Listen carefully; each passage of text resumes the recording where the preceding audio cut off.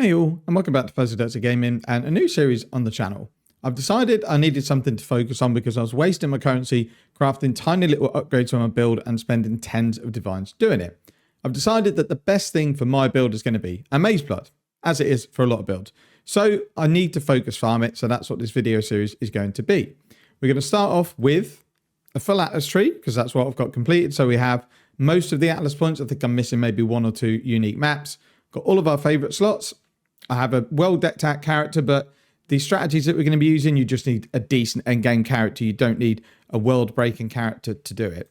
So we're going to start with 12 maps, 30 scours and 40 alchemies, and that's it. We've got some dump tabs to put all of our loot into. And the idea is that we start with a strategy that doesn't cost anything, then we build up, probably then go into some grave crafting once we've got some corpses built up, and just see how quickly we can farm a Mageblood, and also try some different strategies to see what sort of income they get. So the first strategy that I'm going to be doing is a video that I released for my destructive play strategy. And it is essentially destructive play with boss maps, strong boxes, scarab drops, and then also lots of modifiers to boost up the lead mechanics so we get more corpses and we get more all flames. I'm not going to be using anything else. I've emptied my necropolis locker, so I've got no all flames. I'm not going to use any corpses. We've got another stash tab ready here for it, so we'll just rename this Corpses MB.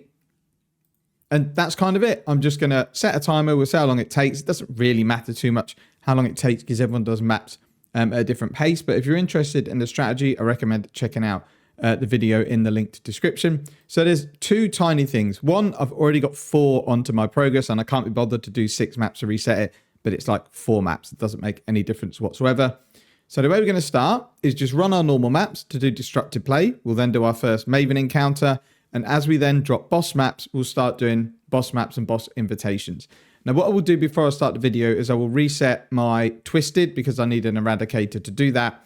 So that's blank, hidden, not going to do anyway. Elder Slayers, we may not touch that. And it's only got one part of the invitation anyway. So I'm just going to reset the Eradicator and then I'll be back with you and we'll do the first map. So let's go and start this off. So all I've done is just out all these maps. I can pretty much run every map mod. Some are more uncomfortable than others, but there's none that I just physically cannot run. So we'll start the timer and then we'll just do a couple of maps as an example. Then I'll record some highlights and then we'll come back at the end after a few hours, go through the currency income, what we've managed to sell, because that's going to be a really important part of this strategy. It's not just, I have 10 divines worth of stuff in my dump tab. I need to sell all this stuff to buy Mageblood. So we will put our first map in. So the way I'm going to pick my modifiers. Oh, we can't do that because that's what I've already done. Okay, let's make sure we don't have ones that Maven's already witnessed. All right, let's go again. So we'll do Toxic Sewer. I'll just double check the mods. Not the best in the world. So nothing in there, nothing on the map device. Destructive play tree that's in the guide for the setup. Going to activate, and then the way I'm going to do these is I'm going to chuck all bad mods onto here so that I can get as many corpses as I can. So additional fizz reduction does nothing because I don't do fizz damage. Evade is not amazing, but we're still going to kill stuff. Power charge is probably the best thing because we're going to kill stuff really quickly. Go over here, things like energy shield regen should be okay. That shouldn't cause us any problems. Power charge isn't the best mod in the world actually, but maybe we'll put this pen one up there. Okay, so that's what we'll do. Right. On we go.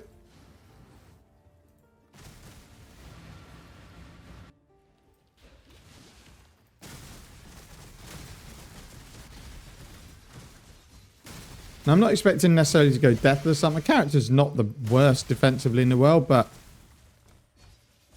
we are going to be kind of boosting up mods to try and get corpses, so it could easily be that we do take a death or two. With destructive play, if you can, Toxic Sewer is probably not the best map for it. Is you want to be able to clear the majority of the map because that gives you more bosses, which gives you more boss maps. I didn't mean to press collect there, so that's one corpse we're not going to get.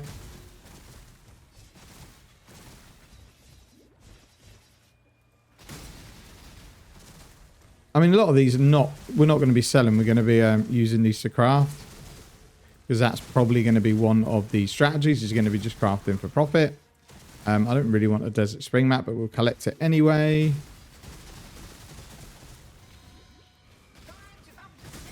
Delayed as usual. Cheers, Maven. Okay, so we've got 2 Forge of the Phoenix out of that one. We don't really need to stay on the map because we've kind of killed the boss. So yeah, that probably wasn't the best example of a destructive play map. So we'll try and find something that is 100% linear. So this is perfect. Tropical Island. The boss is right at the end. So we're going to do this one. Again, we're just going to put the difficult mods onto the monsters to make sure that we are benefiting from that as much as we can.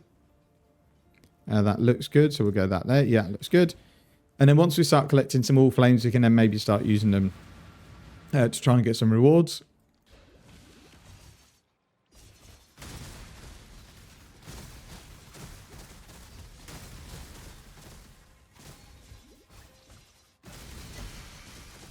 So if anyone's seen this build, I have changed it slightly. I actually dropped Nightblade because it is good, but single target is better with Awaken Daily damage with attacks, but mapping is slower because you don't have elusive.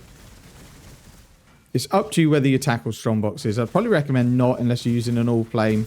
Obviously, if you come across like a divination one or a map one or any of the decent ones, then you can obviously open it. But other than that, there's no problem skipping them because they're likely going to have nothing in them that's worth waiting for. Okay, cool. Rats is worth some money. That's probably the first bit of currency we've got. Because you're going to be using all of the boss maps. I'm not going to count them as income. Especially Shaper, like the Uber Elder Shaper frame was worth quite a bit of money because people just don't like running Shaper, but it is good money if you can kind of put up with it. Oh, I was wondering why I was going so slow. It's this horrible toxic sludge. So we'll open this anyway. Why not? And we got not a lot. But it's fine. It all adds up. So we'll take that. That's worth currency. I'm not sure about -1. That probably isn't. Strand map will definitely take. Oh, I do need to do my favourites, actually, because all of mine are Strand, which is not great for doing destructive play. These tar monsters are annoying. I'm just going to go to the boss because these things do my head in. We should get a few bosses, though, for that. Oh, nearly died. I wasn't looking. So we got one boss map. So that's our favourite setup. So we're going to do one more map. And then I will get out of here. So we're already building up some corpses. This we can put in our locker because we emptied it. So now we'll go and do fields. So we've got increased experience. That doesn't really do anything. So we'll stick these ones up here. That will do. Yeah, my cat's joining us. I know it. You can't quite see her because I zoomed in on my camera, but she's cutting off half of the screen. Always good for a showcase.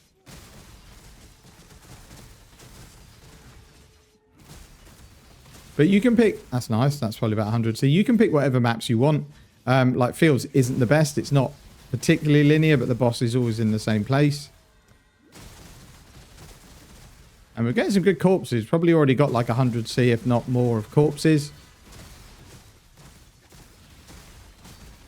That's probably not worth collecting. I don't think that one is either. Once you start selling corpses, you'll understand kind of what's worth money and what isn't. Which is why you want to put as many difficult mods on the map as you can. Because that's what affects the amount of corpses and the amount of all flames that you get. And it does make a massive difference. You know, both if you want to sell them and also if you want to actually sell them for profit.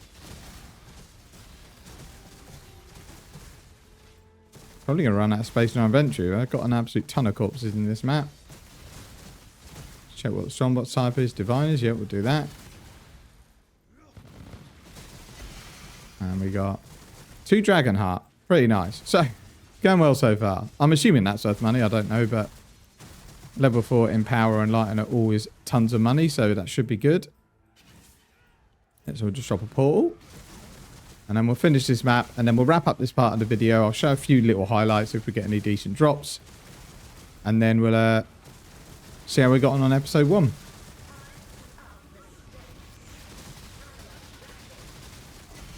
Synth map, they're worth absolutely nothing, but they're very quick to run for an invitation. So let's just double check what these divination cards go for. Yeah, pretty decent. Sort of over a divine each, probably a divine each for those. So very nice start. So we will start dumping this loot. Hoping I've set up my affinity properly. I have. Good. Corpses in here. And everything else should feed in to affinity tabs, hopefully. If not, we're going to have to start this whole video again. So we got fragments there. Then we got all our maps and stuff there. Maps to run, corpses. And then we have this currency tab here that stuff should be going into. And it is. Not that we got a huge amount, but yeah, decent start. So I'll come back to you once I've run a few hours of the strategy. We'll see what percentage we are towards a Mageblood, and then we'll close out the video.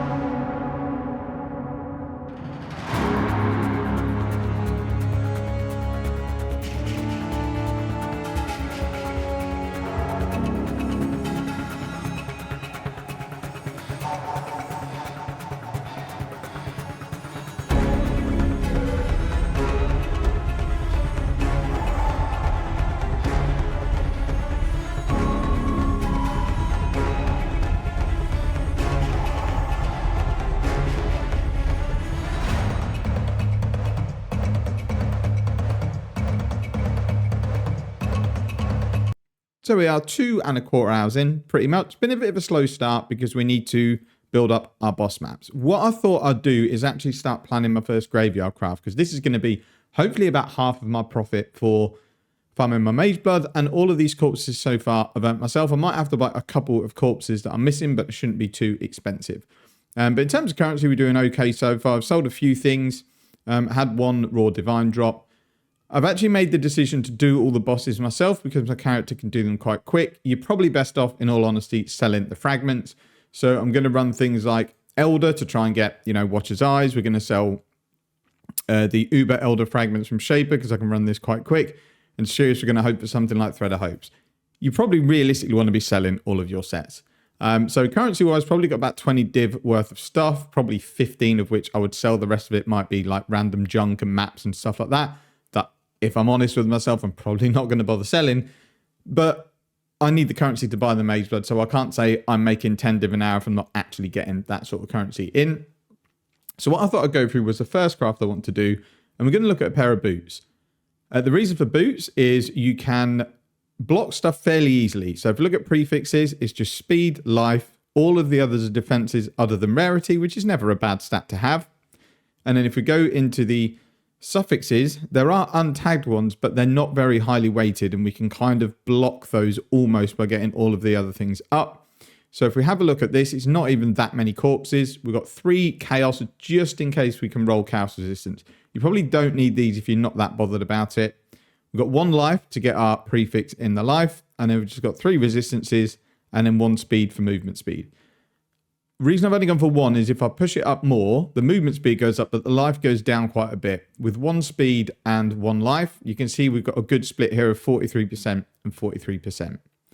We need 16 modifier tier ratings to be able to guarantee T1 life. If you just wanted T2 life, you could go much lower than this, but we want to sell the best items, so we want to craft the best items. We're adding 2 modifiers on to make it 6 mods, because that's much more likely to get life and movement speed, just in case the rarity rolls. And then blocking, we don't need to do very much. You probably don't even need to block attributes, but if you've got one, throw it in. We're going to block physical, even though I'm not sure we need to. We don't need to block physical. Let's get rid of that. It does absolutely nothing. So we're going to block attributes, and defenses are the things we need to bring down the most. So we're going to bring that down 3 times. Make sure your item level is 86 for these boots, because I think that's what movement speed rolls on. So you might need to use a couple of +1 item levels. And then I would also throw in the explicit that re-rolls the modifiers within the tiers, so that you can get really high of each tier. And then if we go and have a look at this craft, this is not going to cost very much to craft. And if we generate a sample item, you see the first one we generated, T1 life, T1 movement speed, lightning, chaos, cold resistance. Do another one, life, movement speed. This time we got life regen, 21%, which is quite a nice mod.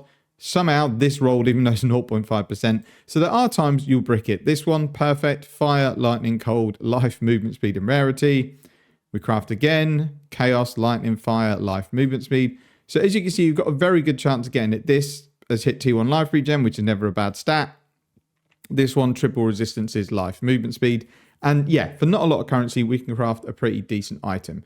So the way I'm going to set this craft up in the graveyard is fairly simple. All I'm going to do is use some row and column modifiers to make it so that I don't have to use 16 of those, because it's going to take me a while to drop them. And I really don't want to go trading for stuff when I'm trying to optimize my time. So we'll go into the graveyard and we'll just start setting it up. Now, difficulty is I already have a current necropolis. So what I will do is I will add the corpses as I put them into the ground to make sure I'm not using ones that kind of I didn't have to start with. So I'm just going to go and farm the last few corpses I need, and I'll be back with you to finish off this project. So I've ended up buying a couple of corpses rather than farm them. So I'm now 10C down from my stash. And we've got our craft ready to go. So I'll put a link in the video description for a URL. If you paste that, it'll bring a Craft of Exile page with all of the modifiers that I've put on this. They're different because I've put row and column modifiers on it, but it's as close to this specific layout as you can get. So what I've actually done is adding a life modifier as a scarcer. So it reduces the chance of getting life on prefixes, but it stops regen rolling as much on suffixes, because I found that was a bit of an issue. But with prefixes, it shouldn't be too much of a problem because nothing else can really roll. So if we go and have a look here, for example, life is only 28%, 56% movement speed, 10% rarity, and everything else is super low, and we're asking to get a 6 mod item. So even though it says 28%, I think that means 28% to roll on one, and then it will try it on the next and try it on the next. And it's battling against all these other prefixes that are very, very scarcely weighted other than rarity. And then we've got 26% chance for each resistance, 11 for chaos. So a very good chance here. We've still got a little chance to get life. And if we get really unlucky, we get one of these duff mods here. If we get super lucky, we might hit suppression, but it's 0.6%. So the only thing that URL won't cover is you need to put +2 to item level, or however many to get your item level to 86. You want 6 5% qualities to get up to 30. This is included in the Craft of Exile description, and so is everything else.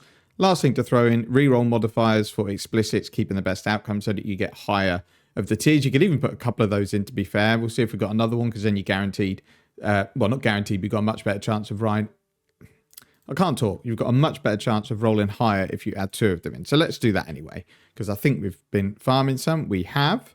Do we have an 83 one? We may not.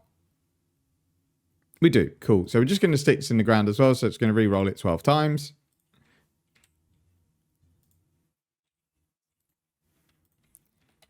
And then we're good to craft. So we'll stick that here. Then we will craft.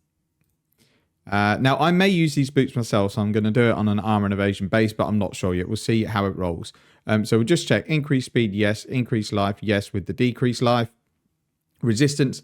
The reason for the fire, cold, and lightning is because I ran out of resistance ones. We'll just sell this Hiris to this guy here.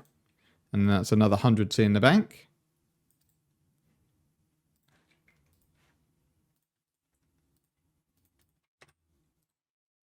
And then we'll craft.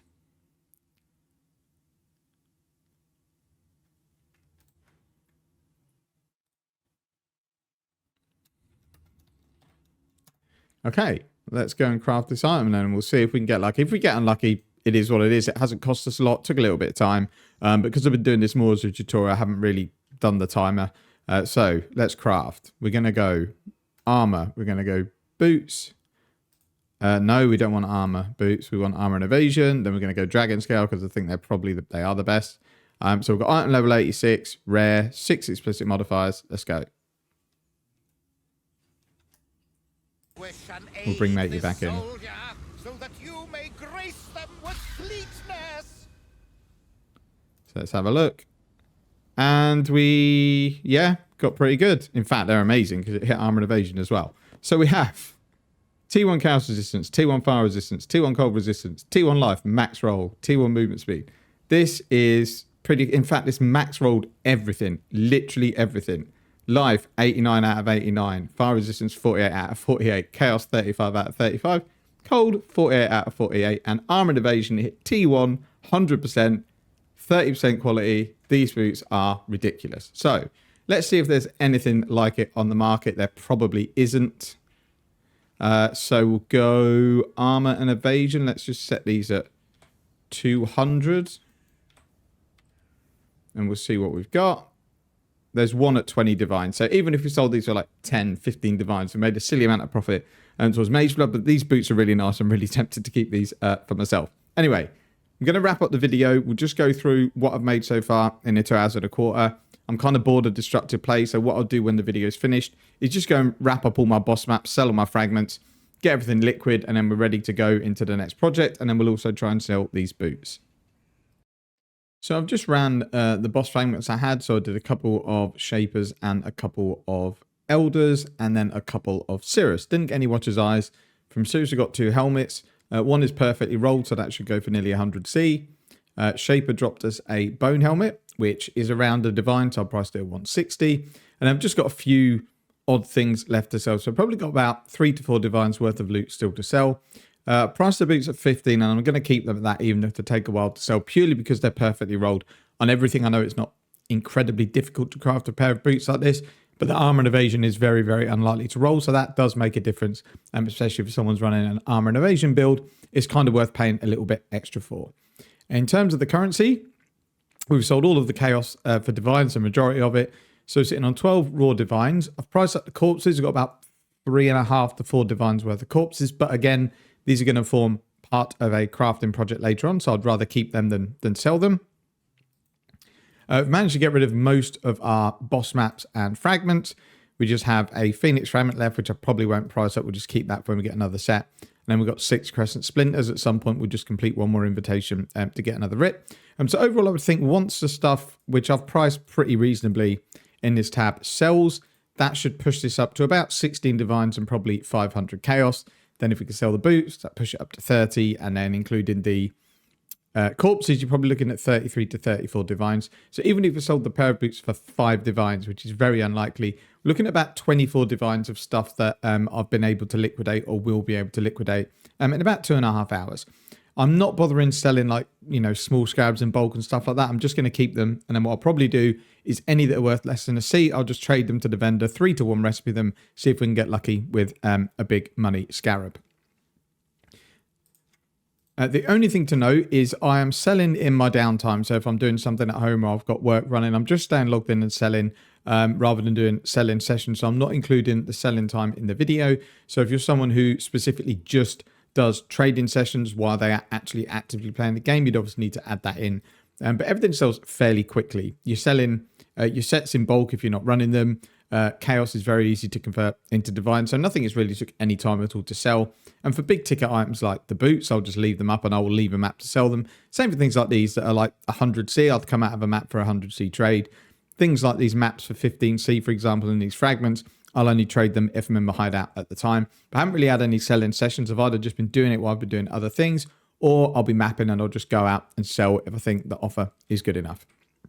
That's it for the first episode. Next episode, I want to do something around Exile altars because the currency is starting to get expensive for those because it doesn't look like anyone's running them. And if people are trying to get quantity and rarity, they're going to be going blue altars again. So we might be stuck in a similar situation as the last league where the red altar currency is worth loads. The only downside to that is that the invitation is probably never going to be worth that much, although I think that's where the forbidden flame jewels come from. So you do miss out on that bit of income that you would have got last league. But I need to figure out exactly what that's going to be. It's going to be a fairly quick strategy. Again, I think I just need to look at what I put in there to get the most out of it. But I think we're actually going to focus on altars, pack size scarabs, and just see how many XR mobs and altars we can pack into maps. That's for the video. Thanks for watching. Take care and see you in the next one.